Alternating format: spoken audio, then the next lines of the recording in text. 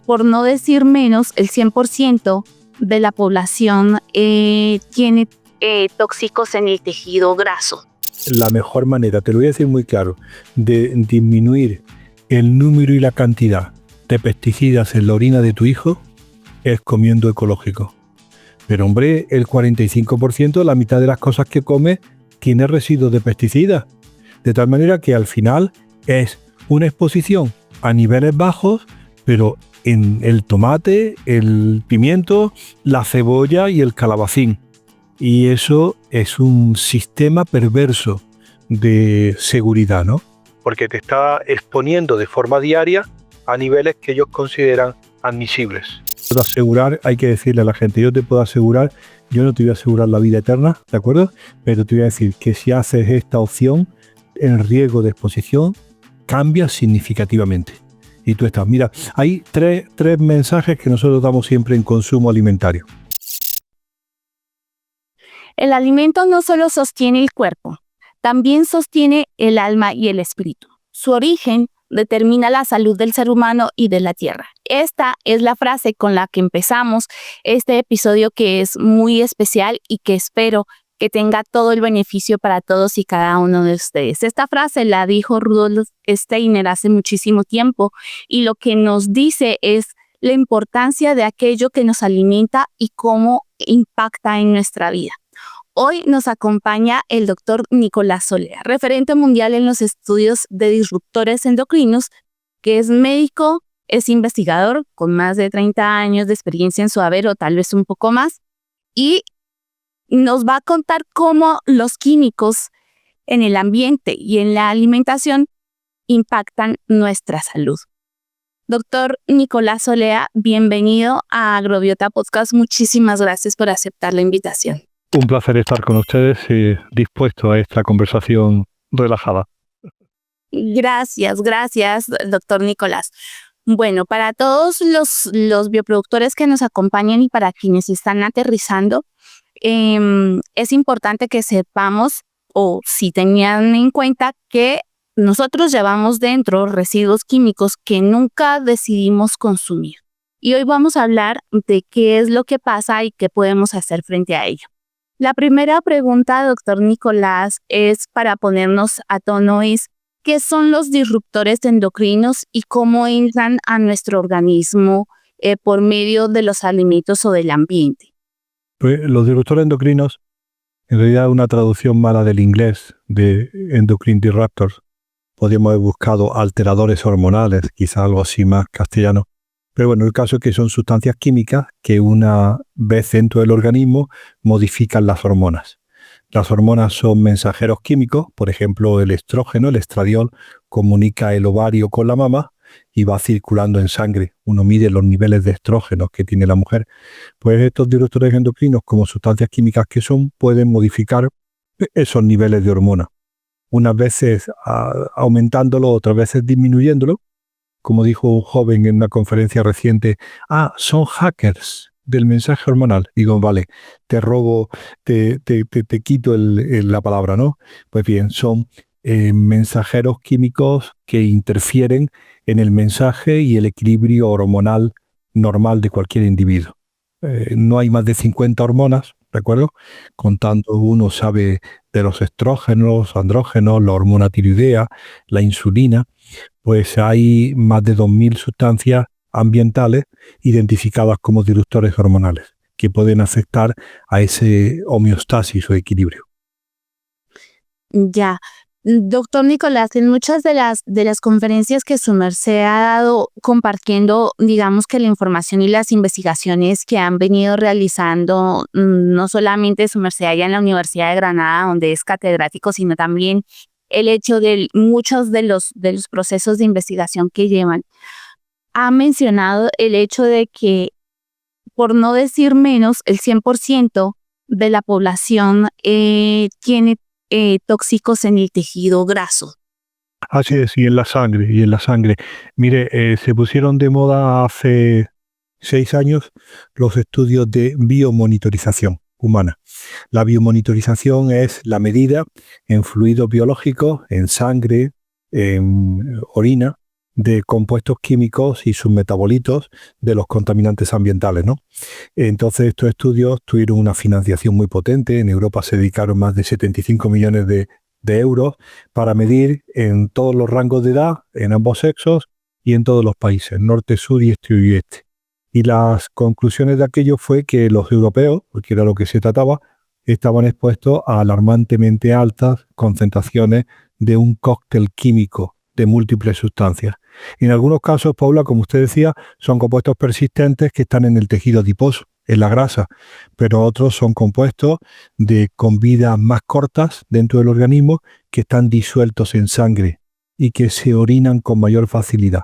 Es decir, tanto compuestos persistentes que a lo mejor uno se expuso años atrás, como compuestos no persistentes de más fácil metabolismo que se exponen el día a día, están presentes en la grasa, en el suero, en la sangre y en algunos casos, si se pueden eliminar, en la orina.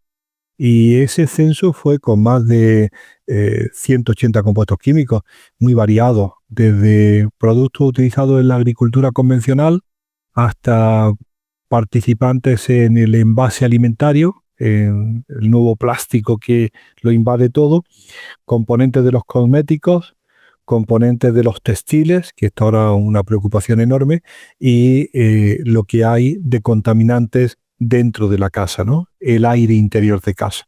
Todos esos componentes contribuyen a la exposición humana y al final pues resultan en ese cóctel químico que es lo que se denunció en aquel momento. Creo que a veces el enredo que tenemos es que no somos conscientes de que estamos expuestos a muchas sustancias y que como no las conocemos, no hacemos, digamos, que un filtro o cuáles son las acciones que podemos hacer para empezar a limitar por lo menos o a eliminar, que sería lo indicado de todas estas sustancias. Paula, además eso es verdad, pero por un lado no tenemos la información, ¿no? Ahora es cuando se está popularizando, pero por otro lado tenemos la confianza ciega de que todo está bajo control. Es decir, yo digo frecuentísimo cuando doy conferencias al público, si es tóxico, ¿cómo va a estar en el mercado? ¿Cómo es posible que eso no esté bajo control? Y yo le digo, vamos a ver, los estados, el colombiano y el español, venden tabaco. Es decir, pierde ya la inocencia. Es decir, es claramente un tóxico que contribuye a la enfermedad de la población, al cáncer de pulmón y al enfisema, que es reconocido como tal, que se desaconseja, pero está en el mercado bajo la premisa de que es voluntario, ¿de acuerdo? Es decir, que esa situación de que hay tóxicos ambientales, por supuesto, y se deja en muchas ocasiones a la elección del ciudadano de si va a consumirlo o no consumirlo. El problema es que no todos los ciudadanos somos iguales y tenemos que preservar fundamentalmente la infancia, la maternidad y todo aquello en donde de forma estúpida no debería de ocurrir la exposición. Sí, eso y además, digamos que confiamos de más, confiamos con confianza ciega en los principios y en los objetivos que se persiguen cuando trabajamos en sociedad, ¿no? Pero es importante tener criterio y saber que hay cosas. Paula, no quería yo entrar en el tema, pero hay una cultura del riesgo, ¿de acuerdo? Que todo entraña un riesgo, el legislador te dice, pero el riesgo es poco, o el riesgo es bajo, o el riesgo es asumible. Y le dices, ¿para quién? ¿Para ti, para tu familia o para nosotros? Porque esa historia de los riesgos siempre se discute cuando te dicen vivimos en una sociedad de riesgos y hay que asumir, uno conduce y tiene que asumir los accidentes de tráfico, o uno viaja en avión y tiene que asumir pues el problema de transporte aéreo. Pero bueno, lo que no queremos es asumir determinados riesgos vinculados al día a día, ¿no? Ligados, como bien decía Paula, a la alimentación y a la exposición universal de toda la población. Y es que cuando vemos la importancia, porque algunos humanos todavía tenemos el mal hábito de alimentarnos diariamente, o tenemos el mal hábito de alimentarnos 3 o las veces que podamos al día, o que decidamos alimentarnos también, ¿no? Y en ese consumo que estamos teniendo día a día, lo que hemos hablado muchas veces acá en el podcast, doctor Nicolás, es el hecho de cómo se biomagnifican, porque puede que las sustancias sean muy pocas durante la ingesta en un momento, pero es que nos alimentamos todos los días y a toda hora, y también el hecho de que vivimos y estamos día a día expuestos a situaciones y a condiciones que tenemos allí.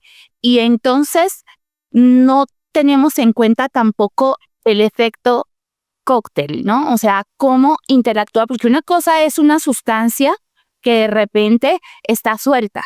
Y si fuera una sola sustancia, pero lo que nos hemos dado cuenta y los que ustedes han compartido, doctor Nicolás, es que hay muchísimas sustancias que están interactuando al tiempo, que se están acumulando y que nosotros biomagnificamos porque a fin de cuentas muchas de ellas no las podemos expulsar, sino que las tenemos en nuestro organismo y las vamos acumulando allí y esto es lo que está generando todo. Así es. Paula, has tratado 3 temas que son palabras clave que yo creo que la gente puede entender sin más problemas. Uno es la bioacumulación, que lo has comentado antes, las sustancias que se acumulan dentro de los organismos vivos porque son difíciles de eliminar, ¿de acuerdo? El mercurio entra en el pececito, en el pez pequeño, el pez grande se come al pequeño y el atún rojo está cargado de mercurio, porque ha atravesado el Atlántico 3 veces, o el Pacífico, no sé si es atunes, y ha ido comiéndose a todo ser vivo, ¿no? Y como es el más fuerte, el más grande y el más graso, acumula. Eso es la bioacumulación. Como el pez pequeño tiene poco y el pez grande tiene más, y el depredador máximo que somos tú y yo, comemos peces, pues al final se biomagnifica en la cadena alimentaria. Un poco en la sardina, un poco más en el atún y otro poco más en el humano, porque al final se biomagnifica en la cadena alimentaria. Primero se bioacumula, después se biomagnifica y por último, como si fuera solamente un producto, si fuera el mercurio, vale, el mercurio, pero es que está el clorpirifos, el mercurio, el DDT y el fungicida último, ¿no? Al final es un cóctel y la clave es el efecto combinado. Y te voy a dar una mala noticia, que tú lo sabes muy bien. La toxicología reguladora mundial, la europea, la americana, está basada en el análisis y el estudio de compuestos tomados uno a uno, que no corresponde a la realidad. Cuando alguien va a poner en el mercado un producto nuevo, se le exige una serie de test sobre la toxicidad para ese compuesto. Y le dice, pero Ángel del Señor, si tienes 30 más metidos en el mercado y tu competencia tiene otros 60 más que están en la lechuga y en el tomate, dime por favor cuál es el efecto biológico esperado para el conjunto de todos ellos. Eso no se tiene en consideración. No se ha llegado todavía a regular por el efecto combinado. Dice, entonces la regulación que hay es artificial porque no obedece a la realidad. Precisamente, Paula, lo que ha demostrado los estudios de biomonitorización es que en la orina de los niños europeos hay un poquito de plástico bisfenol A, un poquito de perfume talato, un poquito de clorpirifos, que es muy bueno para matar la araña blanca de los cítricos, y otro poquito de contaminante indoor de la casa ligado a los textiles, ¿no? Hay de todo poco. Y los perversos dicen, los niveles son bajos. O admisibles. Sí, admisibles. Y nosotros le preguntamos, Paula, déjame que te diga, ¿cuántos niveles bajos hacen uno alto? No, hay el silencio, porque el efecto cóctel, como tú muy bien has dicho, no se tiene en consideración. Sí, y el hecho de que nosotros además desconozcamos todas estas situaciones hace que tomemos a la ligera lo que está pasando en el día a día, de cómo esas cosas que están allí en el ambiente, en lo que consumimos, en lo que usamos, en lo que nos aplicamos en el rostro, en el protector solar, que es lo mínimo que todos usamos, digamos que porque el sol es dañino, según lo que dicen. Pues resulta que allí hay una información que, como dice su merced querido, de repente suele ser perversa y estamos, digamos que manipulando la información porque los estudios, el hecho de que haya estudios que digan que hay un efecto que tiene esta cosa. Para cada estudio hay un contraestudio y dependiendo de los intereses de quien lo hagan, ¿no? Y entonces es importante que cuando veamos los estudios y cuando veamos quién analiza, quién ejecuta, quién hace, pues veamos, acá solemos decir en Colombia de siempre que va una pelota rodando por la calle, hay un niño detrás corriendo detrás de ella, ¿no? Cuidado. Exacto. ¿Hacia dónde va? Y como quien dice, sigue el dinero, ¿no? Entonces vamos a ver cuál es el objetivo y qué es lo que nos están diciendo. Porque a veces lo que se ha notado, no sé, creo que hay una nueva ciencia que está estudiando de cómo se está utilizando los mismos estudios científicos para negar cosas que son que están allí tangibles, pero no es tan importante. O sea, si la dosis es que tú consumes. Sí. Ah. Paula, de las dos cosas que dice hay dos ideas muy interesantes, muy interesantes. Uno, el primero, es que estamos muy acostumbrados a dar malas noticias, ¿de acuerdo? Y entonces eso intoxica enormemente al ciudadano, ¿no? Tú no quieres oír una detrás de otra.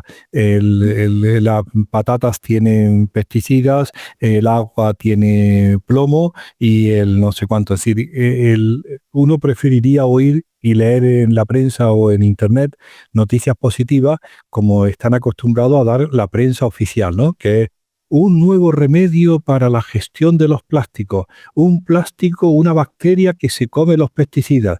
Es decir, noticias muchas veces absolutamente absurdas, que hablan de un futuro idílico en donde la tecnología, Paula, nos va a sacar del apuro donde nos ha metido la tecnología. ¿De acuerdo?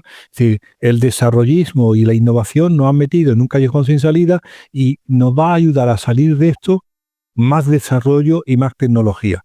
Cuando en muchas ocasiones, tú lo sabes, es cambiar el hábito de vida, volver a lo natural o buscar soluciones mucho más equilibradas, que muchas de ellas, Paula, van en contra del consumo. Por supuesto. Si van en contra del consumo, entonces es romper con las reglas de las corporaciones y de los que quieren vender más y mejor. Entonces, pues el público está intoxicado. Y con respecto a la segunda idea que decías, pues bien, es muy difícil tomar una decisión sabiendo que hay muchas partes implicadas y que se produce información y contrainformación, ¿no? Y alguien cree que esto es un proceso democrático, que si hay votos a favor y votos en contra, hay un empate. No. Mientras que haya, Paula, la más mínima sospecha de que un componente químico está fastidiando tu vida o la de tus hijos, tú tienes que demostrar la inocuidad de ese compuesto. No se trata de un pulso entre proponentes y opositores. Se trata de la demostración clara y evidente de la inocuidad y del daño producido, ¿no? Y eso es lo que muchas veces no están dispuestos a entender, ¿no? Sí, y cuando aparecen alternativas que estamos retomando de repente de los saberes ancestrales o de las cosas que hacíamos antes, empiezan a ponernos muchas trabas, ¿no? Es algo que vemos muy común, por ejemplo, en la agricultura, ahora que estamos usando bioinsumos y que usamos el estiércol, que es uno de los elementos que está allí porque teníamos animales en nuestras granjas, pero no los podemos utilizar digamos que de manera tranquila en nuestros procesos, y no porque no esté permitido el uso del estiércol, quiero decir, es porque debemos demostrar el hecho de que cuando usamos un estiércol debemos haber hecho un proceso para que ese producto que vamos a utilizar esté inocuo, es decir, que esté libre de patógenos que nos puedan afectar la salud, y que tiene todo el sentido porque no se dice que no. El hecho es que nos vamos al extremo de que yo debería utilizar lo que yo quiero sin tener ningún control de calidad cuando tú alimentas personas como productora agrícola. Y desde el otro extremo es que no se puede utilizar porque es que resulta que ustedes son los que contaminan. Y las sustancias que se biomagnifican y los contaminantes de síntesis química que están ahí, que además no solamente es la síntesis química que se genera en lo que consumimos o en lo que se usa en nuestros alimentos, sino también el gasto y digamos que ese precio ambiental que estamos pagando por querer seguir haciendo lo que nos ha metido en líos hasta el momento, como su merced bien decía. Así es, absolutamente. Y además lo has explicado clarísimamente, ¿no? Hay una utilización del conocimiento científico y la exigencia reguladora para eliminar la competencia.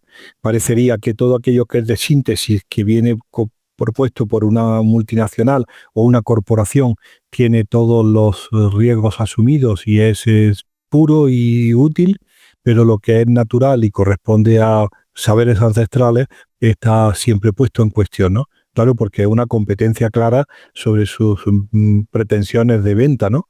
Y es bueno, eso tú entiendes y vosotros entendéis mucho más que yo, ¿no?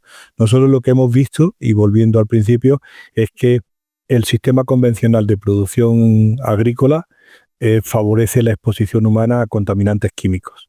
Que la mejor manera, te lo voy a decir muy claro, de disminuir el número y la cantidad de pesticidas en la orina de tu hijo es comiendo ecológico. Pues tan claro como eso. Es decir, nos preguntan, nos quieren poner en el brete de que admitamos de que comer ecológico te va a salvar de la vida eterna y vas a estar puro. No. Te puedo decir una cosa clara. Si comes de producción ecológica, meas menos pesticidas que si es de producción convencional. ¿De acuerdo? Si eso ya te satisface, perfecto. ¿Que vas a tener enfermedades? Sí, pero probablemente menos y menos inoportunas, ¿no? Porque la mejor manera, y además lo hemos hecho en varios trabajos y son muy populares, que es el cambiar en cuestión, te voy a decir, de una semana a 15 días a consumo de producción ecológico sobre convencional, caen los niveles de pesticidas en orina a un 10%. Es decir, la mejor manera de disminuir la exposición es consumiendo donde un productor te ha dicho que no ha hecho 7 aplicaciones para un tomate. Es decir, es tan difícil entender eso. Si un tomate convencional puede llevar 7 pesticidas, pues están en el residuo en ese tomate. Mira, la Unión Europea realiza anualmente, la Agencia Europea de Seguridad Alimentaria, la EFSA, y las agencias nacionales, la medida de cerca de 350 compuestos químicos pesticidas como residuo alimentario. Y los números no han variado desde los últimos 20 años. Por ejemplo, en España, el 55% de los alimentos analizados no tienen ningún pesticida, pero el 45% tienen uno o más. Solamente un 2% tienen alguno por encima del límite máximo de residuos que ellos consideran seguro. Pero hombre, el 45%, la mitad de las cosas que come, tiene residuos de pesticidas. De tal manera que al final es una exposición a niveles bajos, pero en el tomate, el pimiento, la cebolla y el calabacín. Y eso es un sistema perverso de seguridad, ¿no? Porque te está exponiendo de forma diaria a niveles que ellos consideran admisibles. Si cambias a producción convencional, a producción ecológica, caen inmediatamente los niveles de pesticida en tu orina. Hazlo, no esperes. Sí, es que digamos que hay una cacería detrás de quienes producimos. Acá de este lado le decimos producción orgánica, o hay otros tipos de agricultura, doctor Nicolás, en donde se basa precisamente en la reducción de ese uso de productos de síntesis química, llámese agroecológica, llámese natural, biodinámica, hay distintas formas y cada... Sí, te voy a decir una cosa que te va a gustar. Hay un trabajo muy reciente hecho por el grupo Human Biomonitoring for You, que es el proyecto europeo de los 75 millones de euros que hemos tenido durante estos años. Hay un trabajo muy reciente que se ha hecho en 7 países de Europa, incluido España, y contactan con agricultores convencionales y miden determinados hasta 180 productos químicos en el producto que se está cosechando, en el agua de riego, en el ambiente aéreo, y agárrate, Paula, y en el domicilio de cada agricultor. Gana por goleada la concentración de productos y la cantidad en el domicilio del agricultor. Cuando lo publicas y se lo dices, me han llegado a insultar. Doctor, ¿cómo puede usted decir eso? ¿Cómo sabrá cómo está de limpia mi casa? Digo, pues tu casa, tú que eres un manipulador de productos químicos tóxicos, está altamente contaminada, porque los llevas en tu cuerpo y en tu ropa y en tu ambiente. Está más limpio, Paula, está más limpio lo que vendes y el aire que tu casa. Que en el aire de tu casa está todo. Tío, si llevas haciendo eso años y tú te crees que es inocuo, no, tú lo estás llevando a tu casa. Se enfadaron algunos agricultores y en España lo que se había testado era brócoli. No sé si es popular, brócoli en la provincia en Murcia, ¿no? Y era brócoli en Murcia y era una cosa tan inofensiva. No, Veremos que usted cree que está comiendo saludable porque está comiendo verduras y porque está comiendo ensalada. no, no. Está en tu casa. Sí, y bueno, que si esos son los estudios que están allá, doctor Nicolás, yo quiero contarle que de este lado del océano hay todavía personas que están utilizando estos productos. Yo he ido visitando productores agrícolas desde hace mucho tiempo y hemos trabajado con ellos durante mucho tiempo. Y fuimos a visitar unos productores de tabaco precisamente. Sí, que es uno de los cultivos que están acá en Colombia todavía arraigados porque hay mucho, digamos que hay muchas cosas culturales arraigadas al tabaco, pero además porque mucho de ese tabaco se exporta, sale del país. Entonces, llegamos y resulta que estábamos ahí en casa y estábamos trabajando con bioinsumos, con microorganismos para poder mejorar la producción y reducir esos productos de síntesis química, que es la primera forma de convencer a un productor para que cambie de producción, ¿no? Y entonces cuando vemos llegar a un muchacho, diga usted unos 20 años, que venía de trabajar en campo y estaba expuesto a un sol increíble, estaba aplicando productos. ¿Dónde está Juanito? Vamos a llamar. ¿Dónde está Juanito? Juanito está en el cultivo aplicando el producto para que no se dañe el cultivo, ¿no? Lo típico que son fungicidas, porque fungicidas y bactericidas, ¿no? Y insecticidas. Y entonces hacen una mezcla de estos productos y el muchacho cuando venía solamente en pantaloneta y en chanclas, en zapatitos descubiertos.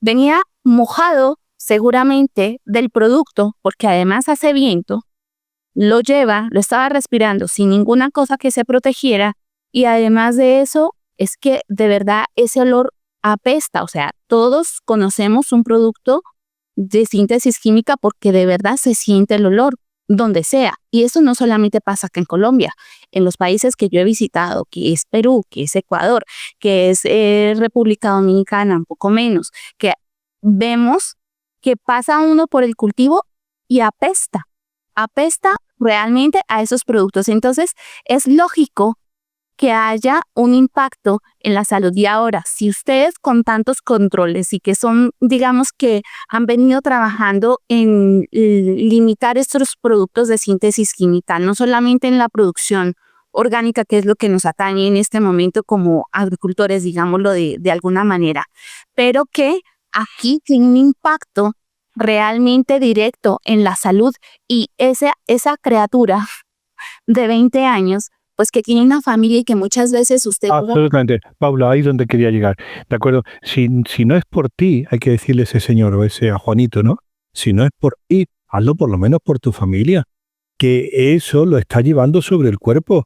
Que vas a entrar en tu casa donde está tu esposa preñada o donde están tus hijos que no tienen ningún tipo de necesidad de exponerse de esa manera. Que es que no es una presunción, es que ya está demostrado que tú, hay que decirle a Juanito, eres el mayor vehículo de exposición en tu ambiente, el casero, porque lo llevas pegado en el cuerpo y te crees que a lo mejor te protege o no te protege o que te vas a lavar las manos. Que no, tío, que eso lo has metido en tu casa y que las consecuencias, Juanito, no son para ti que tienes 20 años, Dios te pille en su gloria. Es para tu hijo que tiene 3 meses o tiene 5 meses y que está mamándolo desde el nacimiento. Una de las cosas que más estamos insistiendo, y eso tú eres consciente, Paula, es que hemos transformado el medio químico, el medio ambiente químico en 50 años como nunca antes se había transformado. Los 650 principios activos pesticidas que tiene autorizados la Unión Europea, te lo digo otra vez, 650 principios activos no estaban hace 60 años. teníamos la reliquia del DDT y del endosulfán y de los PCBs, pero ahora el mercado es variadísimo, más lo que une de otras fuentes, que ya hemos comentado antes. Al final, el medio químico en donde se desarrolla la vida de tu hijo y de tus nietos es completamente distinto. Y nos dicen, Paula, bueno, pues tampoco será así, doctor, porque vivimos más. Y bueno, vale, hemos vencido parte de las infecciosas y se muere menos de gente de tuberculosis y menos gente de fiebre tifoidea o de infecciones que se han combatido. Pero, ¿qué me dices de cáncer de mama con 38 años? ¿Qué me dices con infertilidad? El problema tan enorme que hay en la infertilidad en todo el mundo. Primero se sabía en el mundo occidental, pero después se ha unido Asia, África y América, y se sabe que la calidad seminal es pésima y la fertilidad es cada vez peor, ¿no? Es decir, que hay razones para exigir un cambio, ¿no? Es que, y no se trata de que sea uno alarmista ni que sea uno, digamos, que trate ay, claro, como están en este ambiente, digamos. Perdona la interrupción, pero más del 70% de las personas que nos acompañan en los episodios todavía no están suscritos. Y de verdad nos ayuda muchísimo llegar a otras personas que, como tú, se suscriben, aplican la campanita y además de eso comparten, porque este canal lo hacemos para compartir los conocimientos que tan generosamente nos regalan nuestros invitados y las experiencias que vamos teniendo. Así que te agradezco y ahora sí, seguimos en el episodio. Vemos que orgánico, ecológico, agroecológico, pues dicen lo que les cuentan. No, es que de hecho las empresas que están migrando ahora a hacer es que por amor de Dios. Antes nosotros trabajábamos con agricultura regenerativa y ahora resulta que regenerativo es usar productos de síntesis química cuando no tiene absolutamente nada que ver, y esto hace que se confundan las cosas, que cada vez el productor esté más confuso y que no entienda que utilizar productos de síntesis química, algo tan común y que todavía siguen defendiendo como esta partícula de glifosato, aquí se utiliza como si fuera el pan de cada día y ya sabemos el impacto negativo que tiene esto, no solamente en el ambiente, sino en la vida y en lo que consumimos, porque la residualidad en el suelo, en agua y en el ambiente es increíble. Pero todavía tienen permiso de usarlo y lo eliminarán por allá dentro de 10 años porque les dan un plazo para poder admitir un uso persistente mientras tanto, porque si no la economía se desploma, pero por amor de Dios. Así es, ese es el ejemplo uno detrás de otro. La Unión Europea regula los contaminantes, los pesticidas, sacan del mercado cada año uno o dos, y yo siempre les digo, pues con 650 nos van a dar las uvas, ¿no? Hasta que llegue a sacarse todo, ¿no? Cayó el clorpirifos en el 2020, el mancozeb y el maneb, ahora han caído 2 nuevos neonicotinoides. Digo, pero tío, vas a sacar los neonicotinoides cuando ya no quedan abejas. Exacto. Y una resistencia enorme a sacar de un producto que está demostrado su enorme impacto ambiental y su enorme impacto sobre la flora y sobre la fauna. Es decir, te voy a decir una cosa que has dicho antes muy interesante.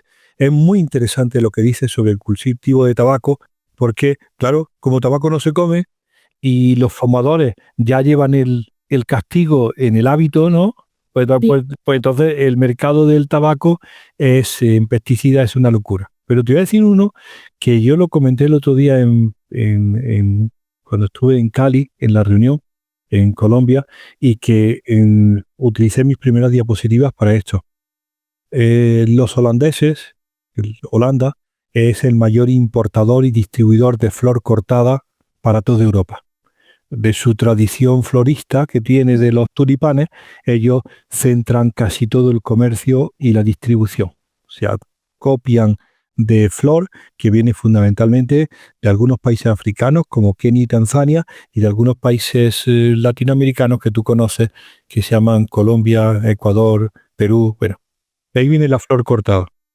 La flor cortada no tiene ningún tipo de restricción en pesticidas y se le ocurre a estos investigadores de la Unión Europea, compañeros nuestros, medir en ramos de flores del 14 de febrero, de San Valentín, la presencia de pesticidas.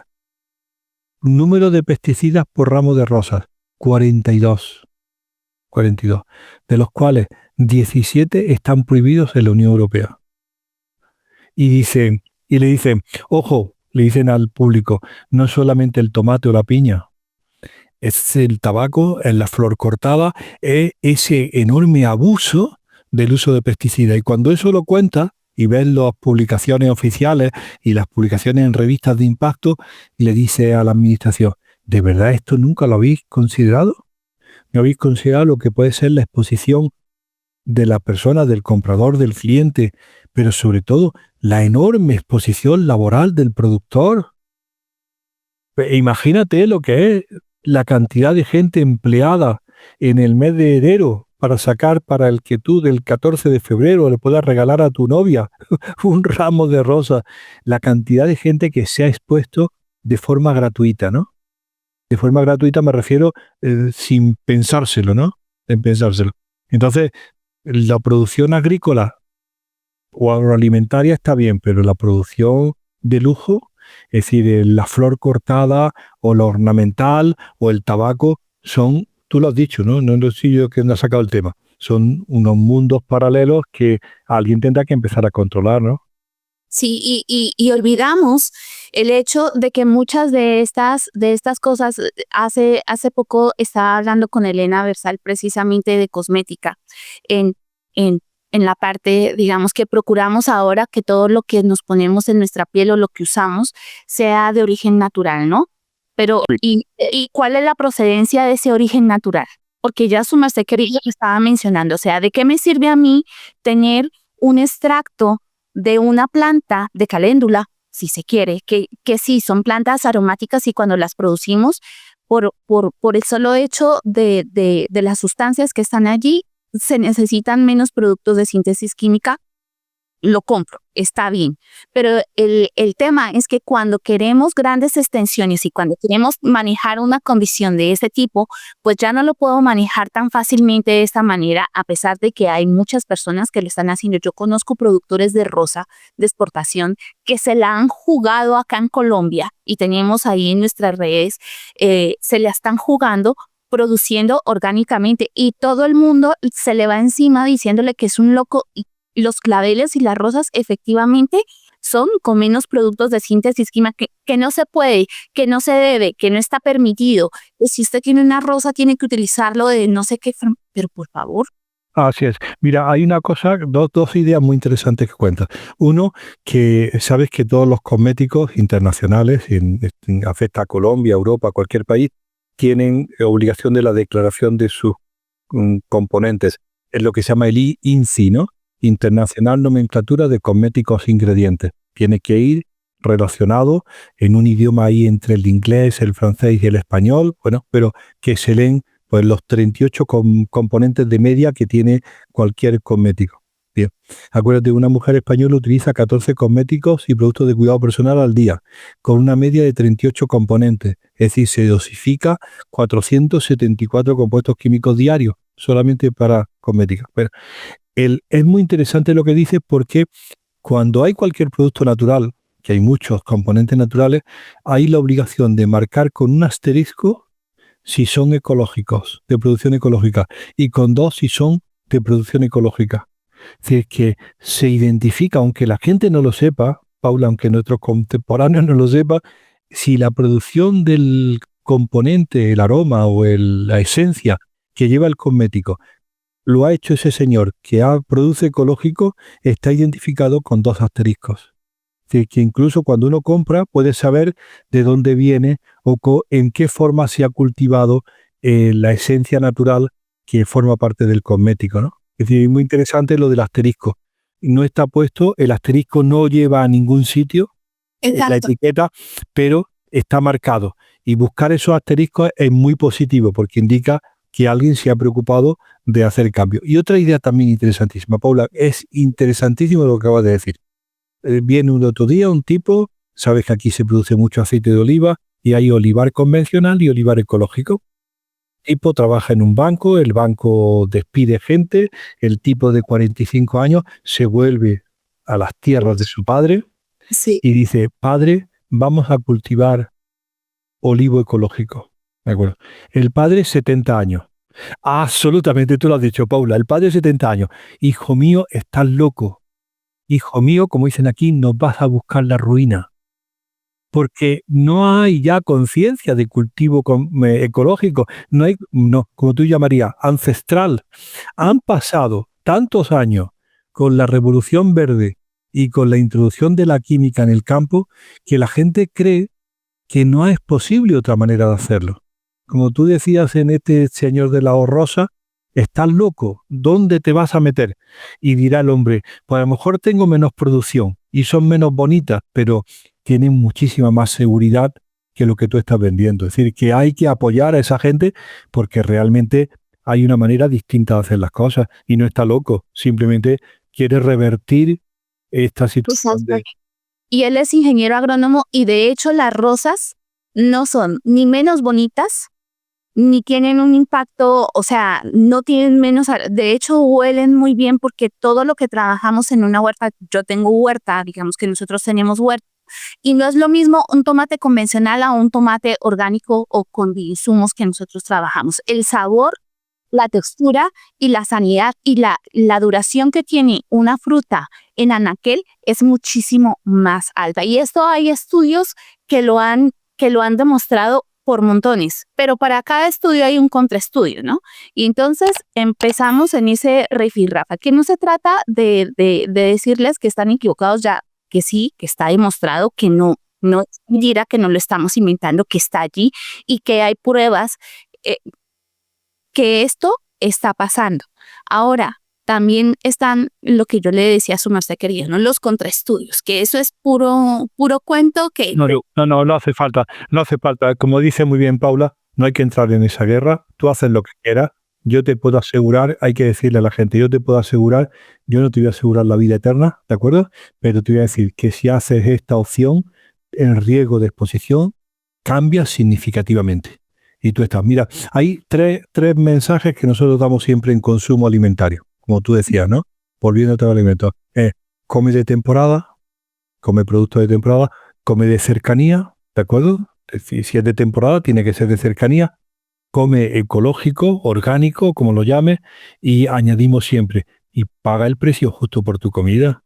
No andes escatimando en la comida. Es decir, tú no puedes ir al supermercado en España y comprar un litro de leche a medio euro, a 50 céntimos. Un litro de leche a medio euro, o han engañado al ganadero, o te han engañado a ti, o han engañado a la vaca, pero a alguien tiene que salir trasquilado de ese precio, ¿no? Cuando vayas a comprar, a lo mejor te parece que ecológico o orgánico es un pelín más caro, pero tú no te puedes imaginar lo que te está ahorrando en médico.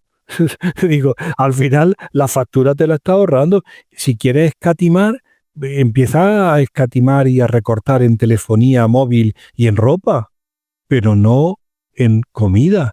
Tienes que volver otra vez a reconocer y sobre todo, Paula, a enseñar a tus hijos a comprar calidad y a comprar de confianza y a buscar en la cercanía a alguien, el tipo de la rosa, que se compromete como tú a darte productos de calidad.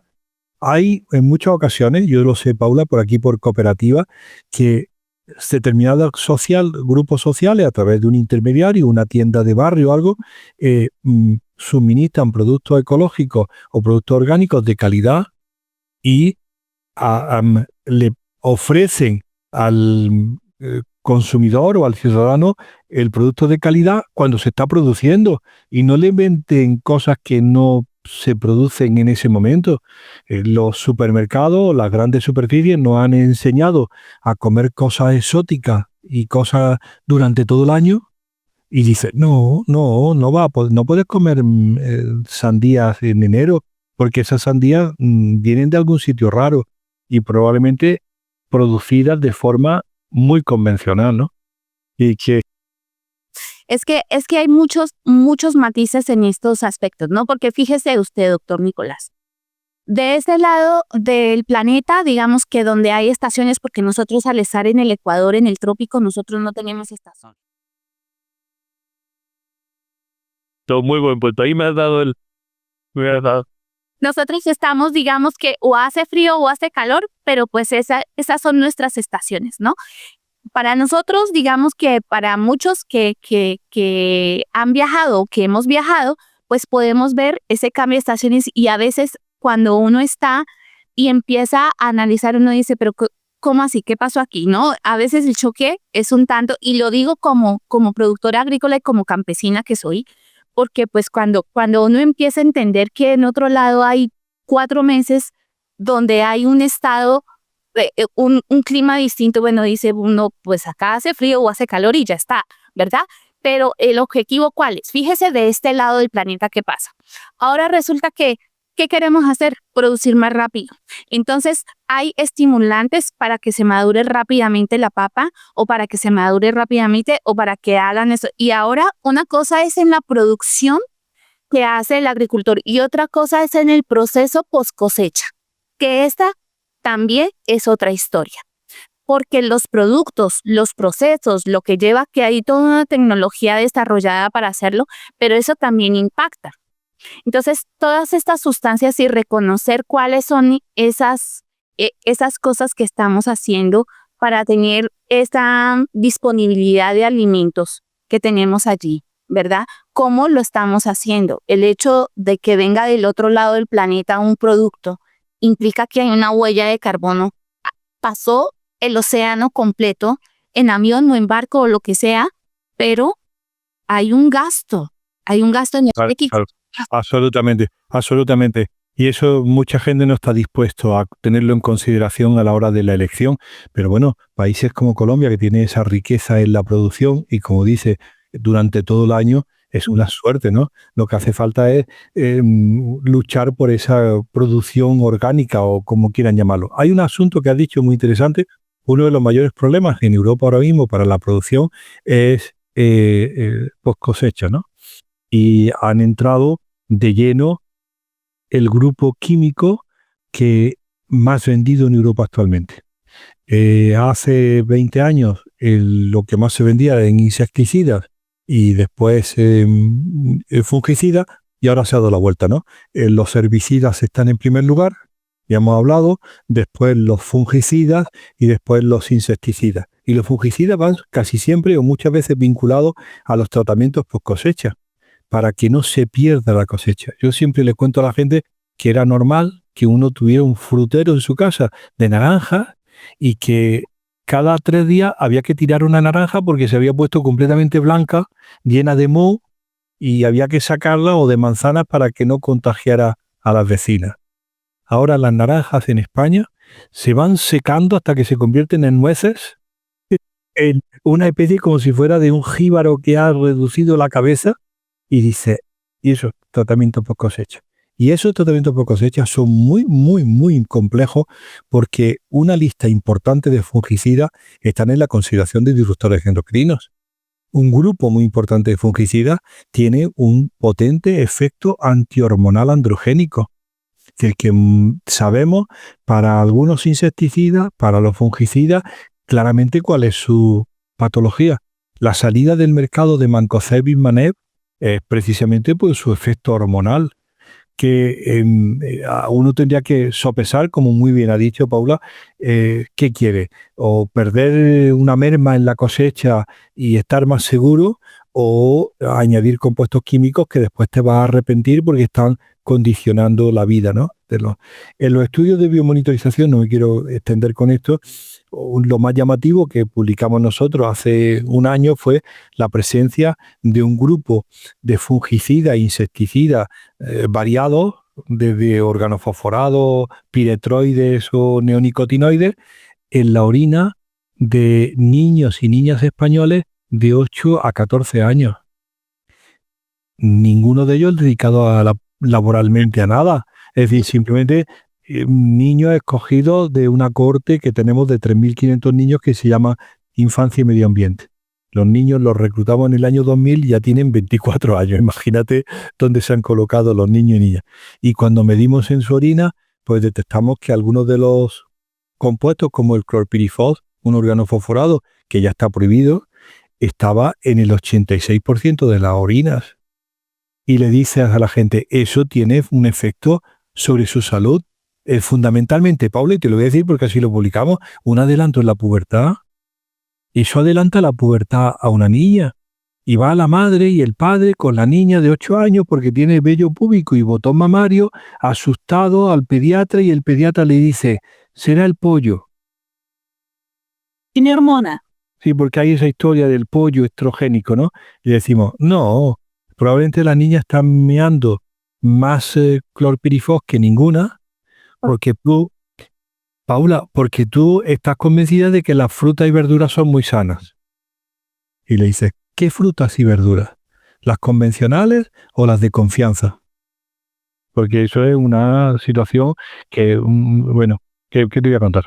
Sí, es que el asunto es, y yo creo, doctor Nicolás, que esta conversación, digamos que es tan importante y tan reveladora precisamente por eso, ¿no? Porque hay estudios que avalan lo que se está diciendo, y mi insistencia en este tema es precisamente, si ustedes con tantos controles allá de ese lado del océano tienen esta problemática, ahora imagínese usted la problemática que tenemos de este lado donde todavía se utiliza clorpirifos, Sí.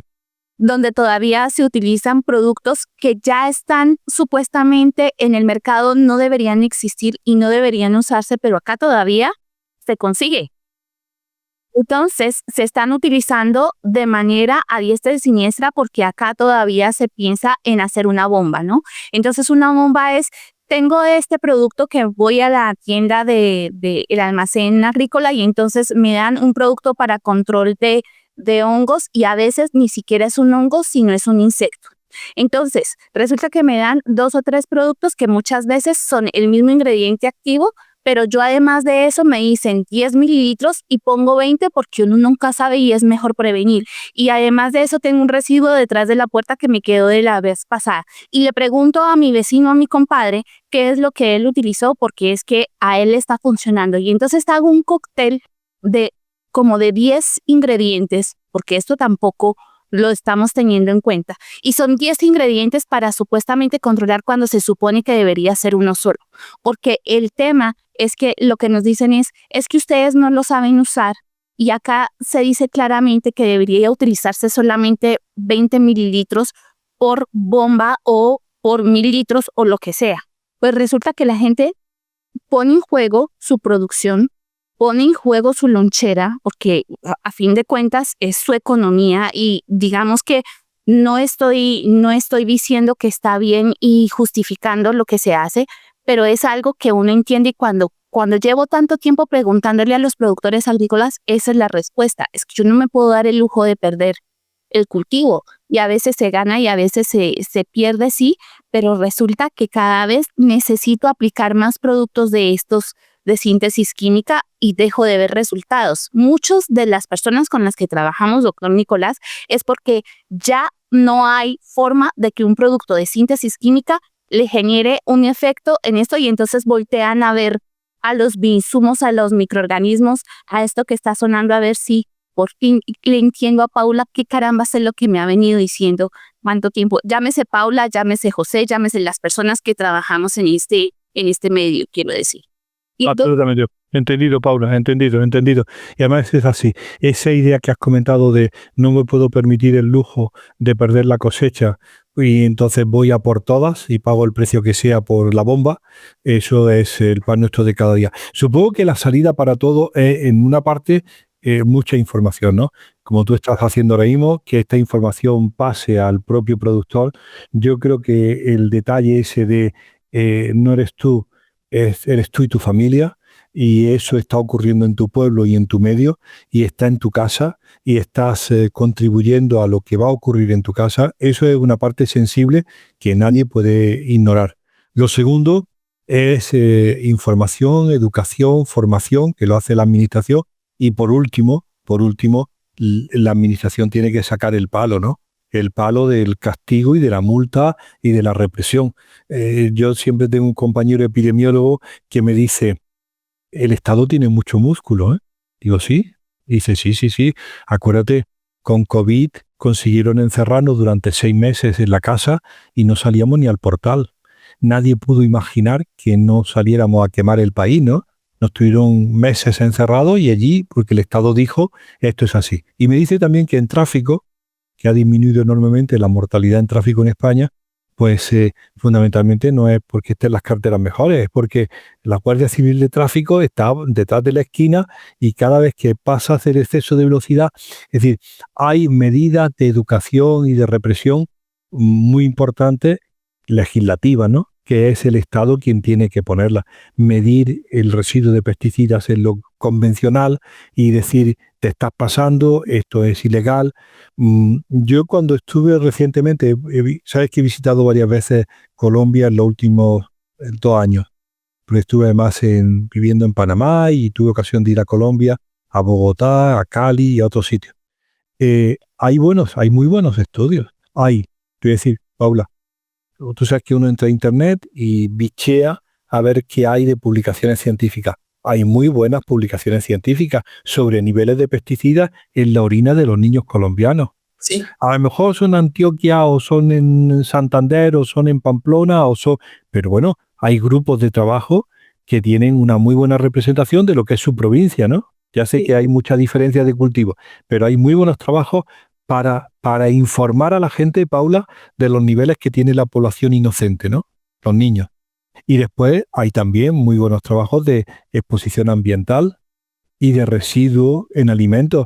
Si lo que hace falta es popularizar o difundir esa información que ya está pagada y está hecha para que la gente diga, esto no es un cuento. Paula, lo que vosotros contáis no es un cuento, es una realidad que está más que demostrada, ¿no?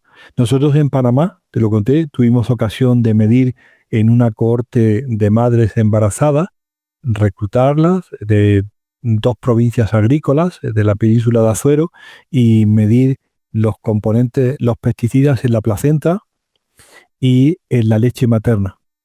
Y entonces se han publicado, y Panamá probablemente muy parecido a Colombia, ya todos sabemos que era Colombia antes, ¿no? Bueno, muy parecido, aunque no les gusta a ellos, ¿no? Bueno, el caso es que publicamos los niveles en la leche materna y en las placentas de madres habitando zonas agrícolas. Y lo único que hacíamos era, Paula, reproducir datos que ya se conocían en Europa o se conocían en México o en Estados Unidos. Es decir, que confirman, Paula, confirman lo que ya sabemos, ¿no? Que la exposición es universal, que el sistema convencional no te protege de forma suficiente y que vosotros tenéis que proponer, doctora Rojas, una alternativa que sean fiables y que la gente que elige tenga la confianza de que eso es una buena elección, ¿no? Bueno. Sí, creo que nosotros como consumidores debemos ser críticos y debemos entender qué es lo que nos están diciendo, qué nos dicen entre líneas, qué es lo que nos dicen y tener la posibilidad de decidir que esté en nuestras manos. Ya el libre albedrío queda en manos de cada quien, o sea, pero que sea una decisión informada, que realmente tengas la oportunidad de decir, yo uso esto porque... Sí, pero que es con conocimiento. No me digas que es inocuo. Es decir, no es inocuo. Lo que estás haciendo en convencional tiene un precio muy alto para ti, para tu familia y para tu medio ambiente. Y además estás dejándole, como yo le digo siempre en todas las conferencias, estás dejándole a la generación Z, que es como se llaman a los que han nacido en el siglo XXI, un legado muy, muy, muy jodido. ¿De acuerdo? ¿De acuerdo? No le estás dejando, probablemente, yo soy baby boomer, ¿de acuerdo? El baby boom, ¿no? Todo en España en los años 60 parecía que, bueno, ¿de acuerdo? Y hemos aprovechado, pues, como tú bien has dicho, el vencer muchas enfermedades infecciosas y no hemos pasado la tuberculosis, ni hemos pasado la poliomielitis, ni no hemos muerto de fiebres tifoideas, ¿de acuerdo? Vale, que era lo normal para los abuelos, ¿no? Pero hemos hecho una transformación química que tiene un legado muy, muy, muy peligroso, ¿no? Sí, son muchas cosas y de verdad creo que empezar con estos aspectos que son muy generales y solamente hemos hablado, digamos, en términos superficiales, el hecho de los productos de síntesis química que están impactando nuestra salud, ¿no? Como el clorpirifos, los Nitroglicerolaires, así es. fenoles, cómo afectan al hecho de a veces mostrar que afectan a los niños y a las mujeres embarazadas y cómo las mujeres embarazadas pasamos esa residualidad que tenemos nosotros en nuestro organismo al bebé por medio de la lactancia. Absolutamente. Mejor no lo puedes estar diciendo. Es que es súper complejo. Y entonces, que entendamos de una vez por todas que estos productos o sea, que no se valgan de nuestra ingenuidad, que definitivamente se afectan. A mí me gustaría, doctor Nicolás, que de repente profundizáramos, yo sé que vamos con el tiempo medido, pero que profundizáramos un segundo en el hecho de herbicidas. Sí. Herbicidas y cuál es el impacto, porque es uno de los productos que nos dicen, es que sin herbicidas no podemos vivir porque no podemos hacer nada. Sí. Pues mira, nosotros estamos siempre con el problema de herbicidas siguiendo las recomendaciones de la administración para informar sobre la exposición humana. Para los herbicidas más comunes, y sobre todo para el glifosato, el producto se encuentra en orina. Nos ha costado muchísimo tiempo estudiar los metabolitos porque uno tiene que desarrollar la metodología para ver la presencia y la exposición. Te voy a contar. Antes de hacer el vínculo entre el producto, su uso y la enfermedad, tenemos que demostrar que ha ocurrido una exposición humana. La biomonitorización es eso, la demostración de que el producto o sus productos de degradación, los metabolitos, están en la sangre o en la orina. Bien, ahora ya por fin hemos conseguido que los metabolitos del glifosato poder cuantificarlos en orina. La exposición es universal, ¿no? Porque se está utilizando muchísimo, entonces ocurre. Lo que hay que hacer ahora, y en eso estamos, es ver si individuos más expuestos tienen mayor riesgo de padecimiento de determinadas enfermedades. ¿De acuerdo? Porque lo que hay es trabajo experimental sobre modelos animales y sobre la toxicidad ambiental, pero muy poco sobre la toxicidad en humanos. Lo que dice el sentido común es, hasta que no estés seguro de la inocuidad, no lo hagas. Es decir, uno no puede repetir por enésima vez, Paula, el mismo problema, ¿no? Lo estás haciendo hasta que demuestran que es malo. Utilizas el DDT desde el año 60 hasta el año 90 hasta que dicen que es claramente tóxico. No, porque en el año 90 ya hay gente que se ha fastidiado por ese uso. Tú tienes que anticiparte al daño y para eso ser muy cauto con su empleo. Entonces lo que nosotros estamos es desaconsejando el empleo masivo de este tipo de productos, porque si por una casualidad demostramos el año que viene que es tóxico, ya es irreversible. Ya hay alguien que se ha enfermado por esa culpa, ¿no? Entonces es una lucha enorme, pero es muy difícil, porque claro, entre los intereses económicos de los productores y de las corporaciones, pues todo es una nebulosa. Es malo, pero no sabemos. Hay trabajos muy interesantes hechos por una colaboradora nuestra en Estados Unidos, por Shanna Swan, sobre el efecto hormonal de la exposición a estos herbicidas y el desarrollo en los niños, que son demoledores. Pero, Paula Rojas, la epidemiología no tiene carácter regulador. ¿De acuerdo? Es decir, para ellos tiene carácter regulador los ensayos en laboratorio hechos según sus reglas, lo que se llama Good Laboratory Practices. 4 ensayitos muy limitados que son ciegos a una gran parte de los efectos que nosotros vamos buscando. Mientras que las observaciones clínicas que vinculan exposiciones con daño son siempre estar en entredicho, porque podría ser otro elemento, podría ser el cóctel, podría ser un primo hermano, o podría ser porque estaba la luna llena. Entonces, la hormona del pollo que se comió.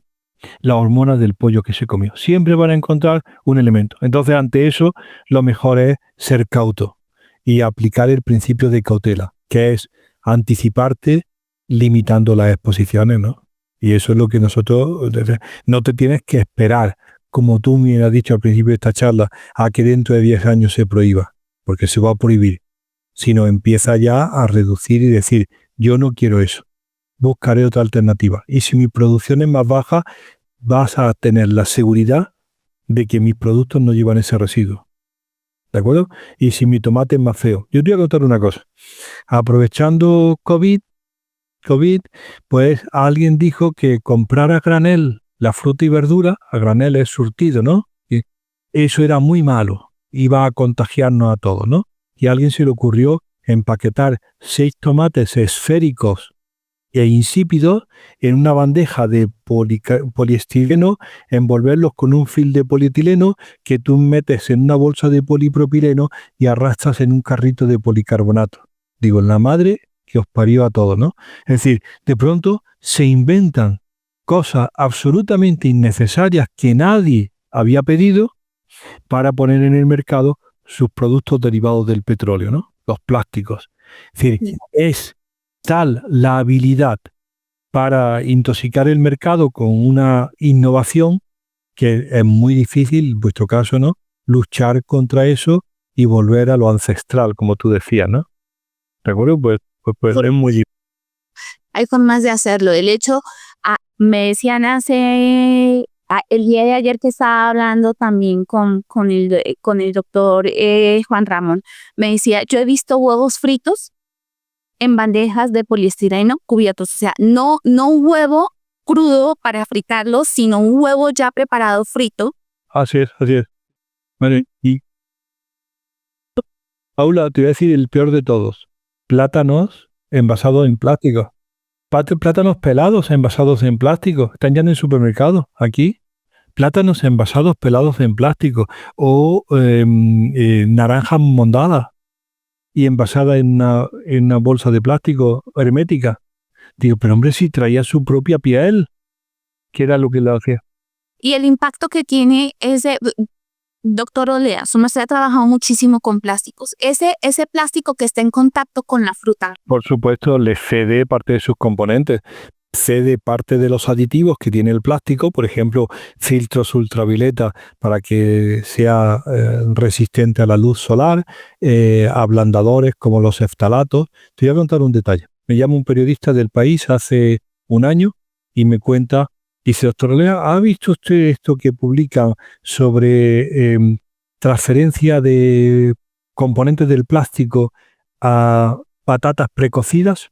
Vas al supermercado y te encuentras unas bolsas de un medio kilo de patatas medianas que están ya precocidas, envueltas en plástico. El plástico está completamente adherido, es polipropileno, y las metes en el microondas, le das 3 minutos y tienes las patatas cocidas. Rapidísimo para llegar a tu casa y comerte las patatas cocidas. Vienen los investigadores, cogen esas patatas y comparan el cocimiento en el microondas dentro del plástico y cocerlas en agua en un cazo, ¿de acuerdo? Y entonces se dan cuenta que no solamente hay transferencia de los componentes del plástico a la patata, sino, agárrate Paula, que uno de los componentes del plástico, que es un iniciador de la polimerización, que estuvo ahí, pasa a la patata, se encuentra con el almidón y polimeriza el almidón. Y le dedican 4 páginas de la publicación a describir una nueva especie molecular que es almidón polimerizado. Y yo le digo siempre a la gente, ¿y tú preocupado porque eres intolerante a la lactosa? ¿De acuerdo? Y te están metiendo una patata nueva, es decir, es una neopatata, porque ya no tiene nada que ver con ningún proceso natural, es la interferencia de un contaminante del plástico activo sobre la propia patata. Sí, esa historia de lo precocinado y lo ultraprocesado es una pesadilla, ¿no? Sí.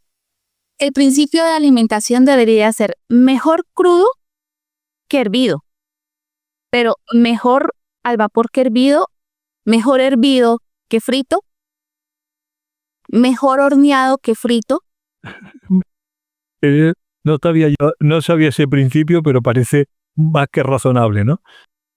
Cuanto menos procesado, mejor, ¿no? ¿De acuerdo? Porque si al final le metes un aceite industrial, un refinado, ya has cambiado o una acrilamida y generas tal cosa, te pasas de la temperatura.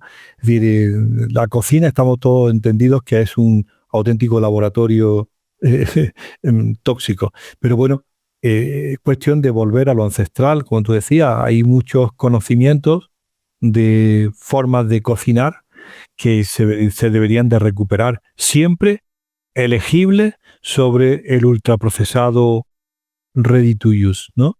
O ready to eat. Eso, la comida, lo que COVID ha traído en España, en muchas ciudades, es un meneo, no sé si ocurre lo mismo en Colombia, de repartidores de comida. Son, sí, tipos en motitos de compañías internacionales que van llevando comida rápida de un sitio a otro, ¿no? Y ahí la comida esa que es precocinada, ultraprocesada, depende mucho del el embalaje, ¿no? Y entonces son cartones, plásticos, latas, todo que envuelve al alimento caliente que tú te tomes caliente. El otro día, Paula, como tengo muy buena relación, por alguna razón, con Colombia, porque me llaman, actué en unas clases de un máster de nutrición para pediatras, ¿no? Me llaman todos los años y yo voy todos los años y les digo, vaya a enterar, sentaros, abrir las orejas que os voy a contar. Y estábamos hablando precisamente de eso, de la comida ultraprocesada y de lo que incorpora el embalaje, el envase a la comida. Cómo ha transformado la comida el propio embalaje. En algunos casos, con la presencia de los nuevos órganos florados, los compuestos perfluorados, que ya son claramente reconocidos como disruptores endocrinos y que contribuyen a la obesidad. Como decía el otro día un periódico nacional, que me quedé con el editorial, se le había ocurrido al periodista presentar una hamburguesa ultraprocesada envasada en un cartón con plástico y dice, el envase también engorda. Y es así. Y es cierto. Y es cierto, el envase también engorda. Es decir, estás incorporando en tu dieta alimentos ultraprocesados con una sensación de que no pasa nada. Sí, claro que pasa. Eso está contribuyendo enormemente a la mala alimentación y además a la incorporación, a la exposición química de compuestos que nunca antes habían existido, ¿no? Sí, y para aclarar un poco ese comentario y esa historia que su merced nos está contando, doctor, no es porque se vayan a comer el plástico que envuelve la hamburguesa.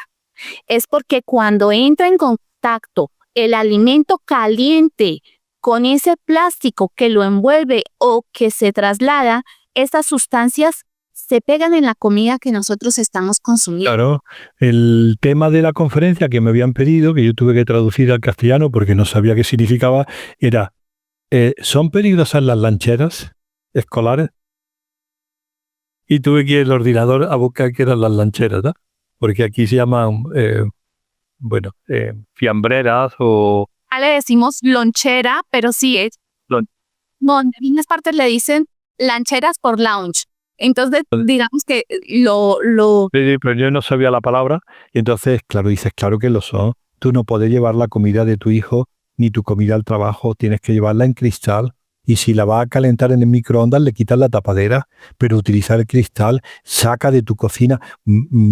Paula, una regla de oro. En el libro nuevo, 80 recomendaciones, la primera regla es, saca el plástico de tu cocina. Saca el plástico, saca las sartenes antiadherentes de teflón, saca las botellas de plástico, saca las loncheras de plástico. Eso es una exposición a microplásticos, a talatos, a bisfenol A. Es decir, vuelve a los elementos que has tenido en tu casa toda la vida, que era el metal, el cristal y la loza, ¿de acuerdo? Porque están todavía en el mercado. ¿Cuál es la necesidad de depender de nuevo de esa manera del petróleo? Todo ese plástico. Paula, para acabar, los pesticidas, los fertilizantes, los fungicidas, los plásticos, los cosméticos y tu ropa vienen del petróleo. ¿De acuerdo? No salen de una planta ni crecen en un árbol perenne. No, salen del petróleo. Todo esto es nada más que una parte más de la revolución industrial de los combustibles fósiles que tiene en el plástico pues su mayor aliado. Bueno, ya es el 7% del petróleo, pero el otro día anunciaba, no sé si sabes que ha fracasado la cumbre mundial sobre el plástico, el 15 de julio, la dirige un vecino tuyo, un ecuatoriano, que ahora es embajador de Ecuador en Inglaterra, y empeñado en que se firmara un convenio internacional, y los productores de petróleo le han dicho que de ninguna manera, que recicles, que ellos que van a bajar la producción. Si ahí es donde está la verdadera ganancia. Si la ganancia del petróleo fundamentalmente es hacer plástico. Y lo han explicado porque es mucho más ventajoso, tiene un mayor ingreso en vender plástico, ropa y pesticidas que en hacer que quemarlo en el auto, ¿no? En el carro, como vosotros decís. Que clarísimamente hay que informar a la gente y decirle que tienen que saber elegir, ¿no? Sí, es que le encontraron un nuevo uso a otros insumos que ya no pueden utilizar porque pues igual el petróleo se está acabando y no es renovable. O sea, se buscan alternativas, que es cierto que está bien, pero el tema está, y con estos otros jugueticos, ¿en dónde los metemos? Así empezaron con los fertilizantes. Tenemos esto y ya no podemos usarlo. ¿En dónde lo ponemos? Ay, buenísimo, pongámoslo en agricultura. Claro. Para nutrir. Claro, absolutamente, Paula. Yo me da un miedo enorme cada vez que la Unión Europea tiene algunos documentos muy bien escritos, la Agencia Europea de Medio Ambiente, pero otros son pésimos, pero ese es muy bueno, sobre el fracaso de la economía circular, ¿no? Nos están vendiendo circularity y la economía circular como que todo va a ser posible, todo va a ser reciclado, todo va a ser reaprovechable, y como muy bien has dicho, hay muchos elementos que nunca van a poder entrar en la cadena porque son altamente contaminantes, ¿no? Sí. Confiados, doctor. Ayer hablaba que están confiados en que algún microorganismo hará la... Es cierto. Es cierto que los microorganismos tienen la capacidad de adaptarse al medio y a transformar ese alimento porque es lo que mejor hacen, y si no fuera por ellos no estaríamos contando el cuento aquí. Pero el tema está en que confiamos demasiado en la ciencia y en la tecnología de que nos va a salir en el embrollo que nos seguimos metiendo, cuando lo que deberíamos hacer, y volvemos al inicio, lo que deberíamos hacer es cambiar la bendita cosa que estamos haciendo mal y dejar de pensar que somos los dioses de la naturaleza, que somos los dueños de la naturaleza, y dejar de poner cosas que no necesitamos en el ambiente. Paula, tú lo has dicho, pero hay esa falsa información de que la tecnología, la técnica te va a resolver los problemas que ellos mismos han provocado, ¿no? Siempre te dicen que va a haber una solución técnica, cuando en este momento, precisamente en este momento de los primeros 25 años del siglo XXI, es donde tendríamos que parar y decir, vamos a recuperar, tú lo decías al principio, conocimientos ancestrales y formas de equilibrio con la naturaleza y de enseñar a la gente que ahí es donde está la virtud, ¿no? La burla que yo he tenido, porque yo tengo un chorote, le decimos acá en Colombia, que es un recipiente de barro, todo lo que hacemos en barro. Digamos que yo tengo mi batería de cocina con ollas de barro, ¿no? Entonces, que no hay de estas estructuras que son con recubrimientos y teflones y no sé qué, precisamente por eso. Usted ponga su agua a reposar, para la que va a tomar, póngala en un recipiente de arcilla que está bien trabajado. El sabor es distinto, se mantiene fresca el agua.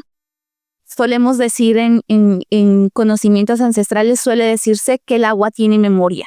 Y entonces se pone una piedrecita dentro del recipiente de barro para que mantenga su frescura, su sabor. Y efectivamente es que uno lo toma sin necesidad de estudios. O sea, aquí no hay estudio más el equipo que tenemos incluido de nacimiento, que son sentidos y sentido común, que a veces carecemos de él, pero bueno, ese no es el punto.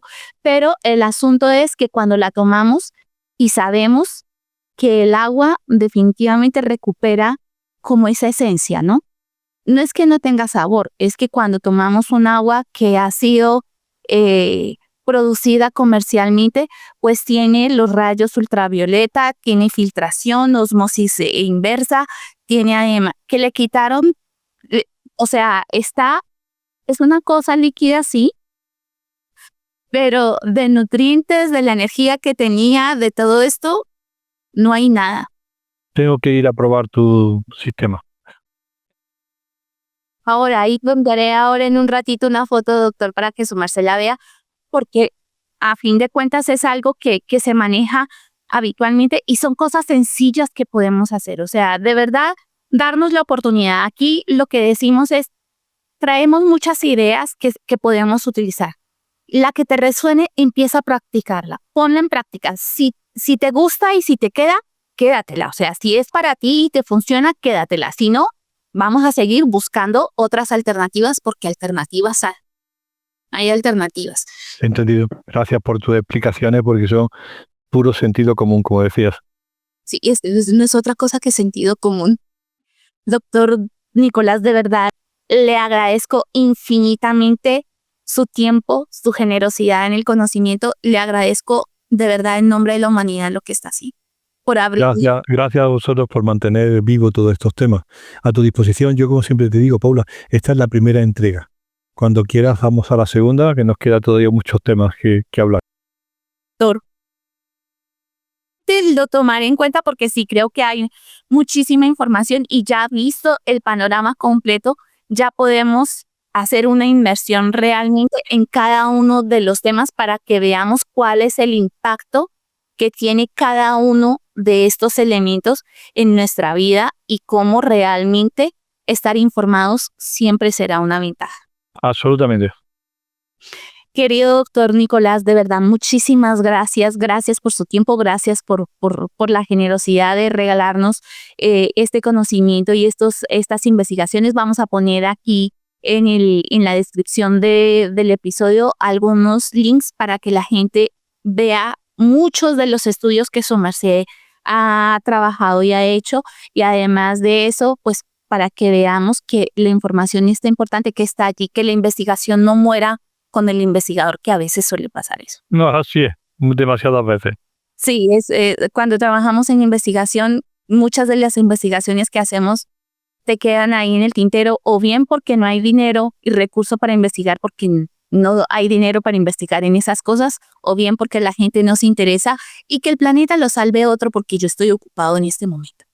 Así es. Bueno, en cualquier caso, hemos intentado vulgarizar todos estos temas y en el libro ese que te comentaba, Libérate de tóxicos, pues se cuenta todos los 35 años del mismo tema, de cómo fue creciendo, cómo se ha ido fortaleciendo. Y es una lectura para quien esté interesado en profundizar muy interesante. Te haré ligar la conferencia. La pondremos, doctor, y ahorita ponemos el link para que si hay un acceso directo para que lo puedan... El libro está en las distribuidoras habituales, ¿no? Y en la Casa del Libro en España y está además de la fase en este que es Fantástico. En sólido, está en Kindle, ¿no? Que es mucho más económico y más sencillo para leer. Y ahora vamos a sacar el 15 de octubre las 80 recomendaciones. Y muchas de ellas, casi 35, son basadas en alimentación.